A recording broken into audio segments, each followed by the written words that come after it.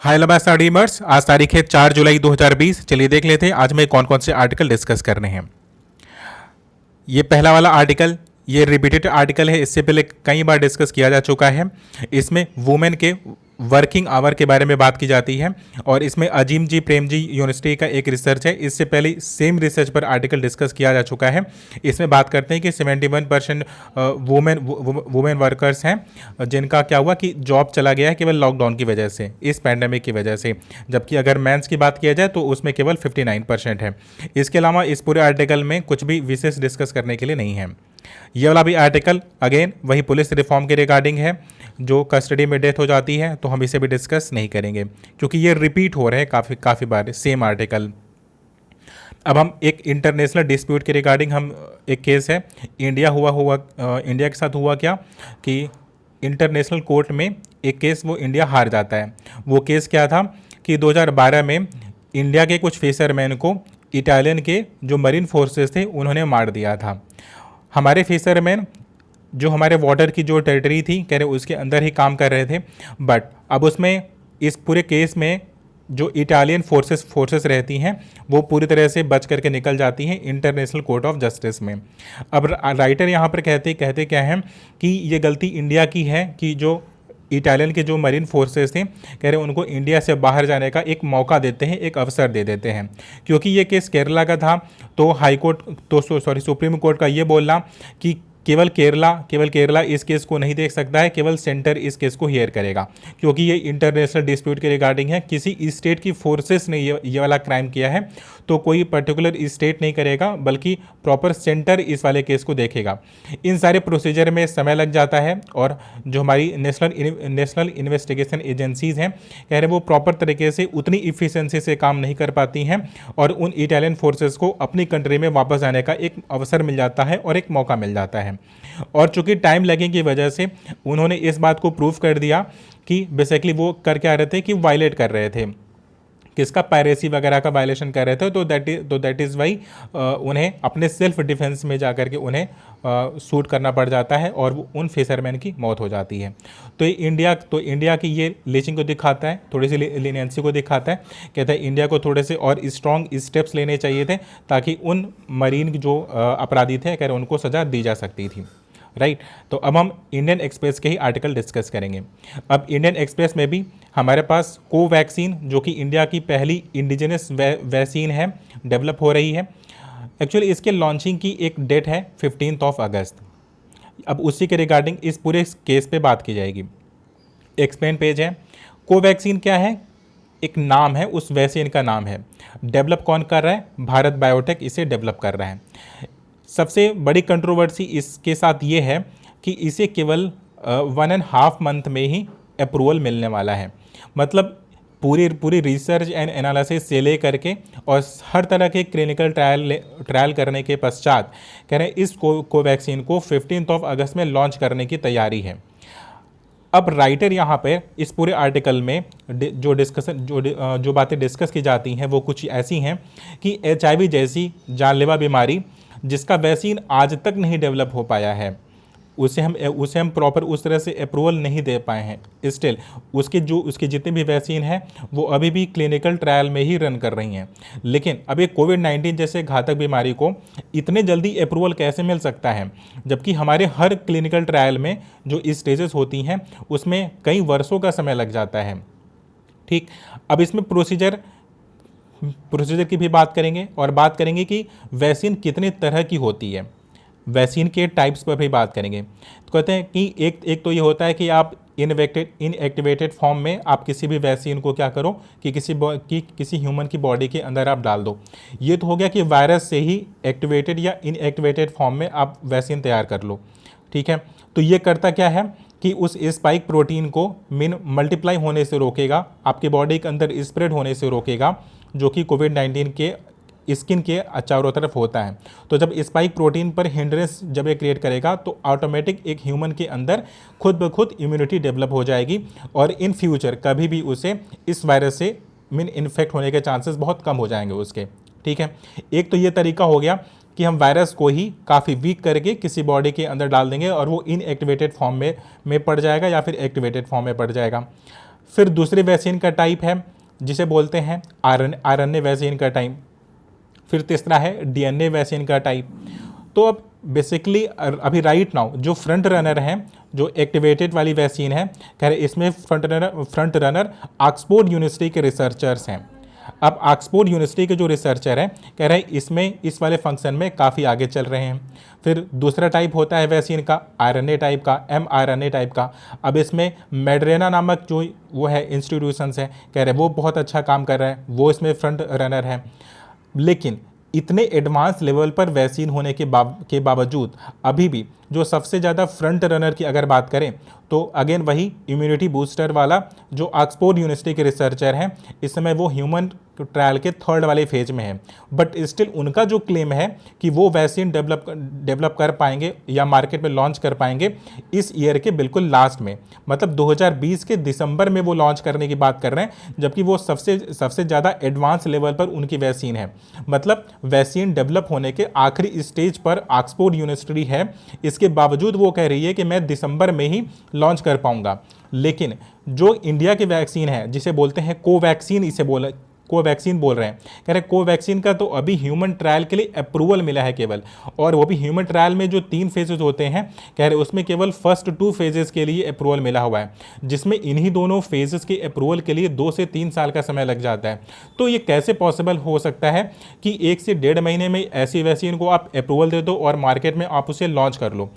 कहीं हम इसकी इफ़िशियंसी के साथ अब हम समझौता तो नहीं कर रहे हैं कि क्योंकि ह्यूमन के अंदर सीधा ट्रायल करना और फिर ह्यूमन के अंदर इस प्रकार की वैक्सीन को सॉल्यूशन बता देना, क्योंकि लोगों को फिर विश्वास हो जाएगा कि इस वैक्सीन को कर लगाने के बाद या इस वैक्सीन के बाद उन्हें कोविड-19 से इन्फेक्शन नहीं होगा, तो वो जो अभी इस प्रकार के प्रिकॉशंस बरतते हैं, मीन्स सावधानी बरतते हैं, कह रहे वो आगे से बरतना बंद कर देंगे। और इससे पहले कि हम कुछ भी करें, हमें करना क्या होगा कि इसकी इफ़िशियंसी पर काम करना होगा। ठीक, तो हमने अभी तक ये देखा कि वैक्सीन के टाइप कितने होते हैं, तो डीएनए टाइप का भी और आरएनए टाइप का भी, दोनों टाइप का वैक्सीन इस समय रिसर्च में चल रहा है। अब हम ये देख लेंगे कि डीएनए टाइप की वैक्सीन और आरएनए टाइप की वैक्सीन, किस टाइप की वैक्सीन सबसे ज़्यादा इफेक्टिव और सबसे ज़्यादा फ्रंट रनर में वर्क कर रही है। ये हमारे पास जो डेटाबेस है ये WHO की ऑफिशियल साइट का डेटा है। अब WHO की ऑफिशियल साइट में जो मैं बात कर रहा था कि सबसे ज़्यादा फ्रंट रनर पर ऑक्सफोर्ड यूनिवर्सिटी का जो रिसर्च है वही फंक्शन कर रहा है, तो वो ये पहला वाला है जिसे बोलता है मॉडर्ना, NIAID बोलते हैं, इसे एस्ट्राजेनेका डेवलप कर रहा है। और इस वैक्सीन का जो नाम है AZD14x2, ये इसे बोलते हैं नॉन रेप्लिकेटिंग वेक्टर। अब देखिए ये भी RNA टाइप का ही है, ये नॉन रेप्लिकेटिंग वेक्टर है। फिर जो हमारे पास सेकेंड RNA टाइप का है वो है मॉडरेना टाइप का, इसे बोलते हैं mRNA। हम इस वाले वैक्सीन की बात कर रहे हैं, ये RNA टाइप का है। तो अगर आप ध्यान से देखो तो ज़्यादातर हमारे पास जो वैक्सीन है वो RNA टाइप की ही है। RNA टाइप का मतलब क्या कि वो किसी बॉडी के अंदर क्या करेगा, एक सिग्नल भेज देगा कि कोविड-19 का वायरस जैसे ही बॉडी के अंदर आएगा तो वो करेगा क्या कि बॉडी की इम्यूनिटी सेल को तुरंत सिग्नल भेजेगा कि किस टाइप की प्रोटीन को उसे डेवलप करना है या कैसा हिंड्रेंस क्रिएट करना है, तो उस वायरस का प्रभाव उसके बॉडी के अंदर पड़ेगा ही नहीं। ठीक है, तो अभी RNA टाइप का और DNA टाइप का दोनों ही टाइप की जो वैक्सीन है, कह रहे दोनों ही वायरस को इन्फेक्शन अंदर आने ही नहीं देती हैं, जैसे ही आएगी तैसे ही वायरस को वो किल कर देगा। लेकिन RNA टाइप की वैक्सीन सबसे ज़्यादा एडवांस लेवल पर चल रही है। और सबसे ज़्यादा फ्रंट रनर कौन है, वो ये वाली वैक्सीन का नाम है AZD14x2। एग्जाम्स में क्वेश्चन पूछा जा सकता है। लेकिन एक बार अगर आप ये देखो कि कौन सी वैक्सीन कब तक डेवलप हो सकती है या कब तक मार्केट में अवेलेबल हो सकती है, तो जो सबसे एडवांस लेवल का है वो एंड ऑफ 2020 की बात कर रहे हैं। ठीक, और ये मॉडर्ना का NIAID का mRNA जो 1273 है, इसकी बात करते हैं कि हम 2021 तक हम इसे मार्केट में लॉन्च कर पाएंगे। मतलब ज़्यादातर जो बायोटेक जो पिक्चर है ये तो अभी अप्रूवल वाले फेज में है, बट स्टिल ये कह रहे हैं कि हम 15 अगस्त में क्या कर देंगे, हम लॉन्च कर देंगे। फिर कुछ चाइनीज़ वैक्सीन है, बट इन्होंने कोई भी डेट इशू नहीं किया है, बल्कि इन्होंने अपनी मिलिट्री के लिए इस वाले वैक्सीन का राइट नाउ प्रयोग कर रहे हैं कि उन्होंने, हालांकि 80% क्लिनिकल ट्रायल इनके फेल हो गए, बट स्टिल ये कर क्या रहे हैं कि इम्यूनिटी को बूस्ट करने के लिए अपने सोल्जर्स को इस प्रकार की वैक्सीन वो दिए जा रहे हैं। इस पूरी लिस्ट में हमारी वैक्सीन का नाम बिल्कुल भी नहीं है, क्योंकि जस्ट अभी ये क्लिनिकल ट्रायल इसका शुरू हो रहा है। ये सारी वो वैक्सीन है जिनके ह्यूमन क्लिनिकल ट्रायल में फेज़ 1, फेज़ 2 या फिर वो फेज़ 3 में पहुंच चुके हैं, जबकि जो कोवैक्सीन है कह रहे हैं इसका तो अभी फेज़ 1 भी स्टार्ट नहीं हुआ है, राइट। अब हम ये देखेंगे कि वैक्सीन को डेवलप करने के स्टेजेस कौन कौन से होते हैं। सबसे पहला स्टेज होता है उसे रिसर्च करने का, कि वैक्सीन को क्या किया जाएगा। पहले उसका रिसर्च होगा, जिसमें ही 3 से 4 साल का समय लग जाता है। लेकिन कोवैक्सीन के टाइम में जो अप्रूवल, जो इस प्रकार की इमरजेंसीज हैं कह रहे उसमें तो ये तो विद इन 2 मंथ में ये वाला काम हो रहा है, ठीक। अब कहते हैं कि एक बार अगर रिसर्च अगर हो भी जाती है, किसी सीक्वेंस का अगर हमें पता चल भी जाता है, तो उसके बाद हम प्री क्लिनिकल ट्रायल करते हैं। प्री क्लिनिकल ट्रायल में उसमें भी 3 से 4 महीने का, मे बी 2 से 3 साल का भी समय लग सकता है। लेकिन अभी राइट नाउ क्या हो रहा है कि विद इन मंथ हम ये वाला काम करने जा रहे हैं। अब राइटर इसमें कहते हैं कि एक फ़ायदा हमें ये भी हो सकता है कि कुछ इमरजेंसी अप्रूवल हमें फटाफट मिल रहे हैं, जो जिसमें समय लगा करता था। इसकी वजह से हो सकता है कि कोवैक्सीन को जल्दी से लॉन्च किया जा सके। और एक दूसरा कॉज बताते हैं कि चाइनीज़ जो वो हैं इंस्टीट्यूशंस हैं, कह रहे उन्होंने इसके जीनोम की सीक्वेंसिंग करके जनवरी में ही सारे रिसर्चर्स को पूरी दुनिया के साथ शेयर कर दिया है। तो मतलब किसी भी वायरस की अगर सीक्वेंसिंग करके अगर प्रॉपर तरीके से शेयर कर दिया जाए तो वेरियस इंस्टीट्यूट जो होते हैं कह रहे उस पर वो प्रॉपर रिसर्च कर सकते हैं, क्योंकि जीनोम की सीक्वेंसिंग में ही काफ़ी समय लग जाता है। तो इसकी वजह से हो सकता है कि इंडिया अपना इसमें टाइम सेव कर पा रहा हो और कोवैक्सीन को डेवलप करने में कम समय ले रहा हो। लेकिन उसके बावजूद अगर हम स्टेज 1 हो गया, स्टेज 2 हो गया, स्टेज 3 में ह्यूमन ट्रायल स्टार्ट होता है, मीन क्लिनिकल ट्रायल स्टार्ट होगा। फिर ह्यूमन ट्रायल में भी 3 फेज होते हैं, फेज़ 1, फेज़ 2 और फेज़ 3। तो फेज़ 1 और फेज़ 2 में 80% केसेस ऐसे होते हैं कि यूजुअली फेल हो जाते हैं, तभी वो फेज़ 3 में पहुंच पाते हैं। और फेज़ 1 और फेज़ 2 की बात करें तो फेज़ 1 3 महीने का होता है और फेज़ 2 अप्रॉक्सीमेटली पूरे 1 साल का होता है। और जो फेज़ 3 होता है हमारा, कह रहे वो तो करीब 4 से 5 साल का भी समय लग सकता है। लेकिन इंडिया तीनों फेजेस को केवल 1.5 महीने में पूरा कर रहा है, और 1.5 महीने में पूरा करके 15 अगस्त में वो उसे लॉन्च करने की बात कर रहा है।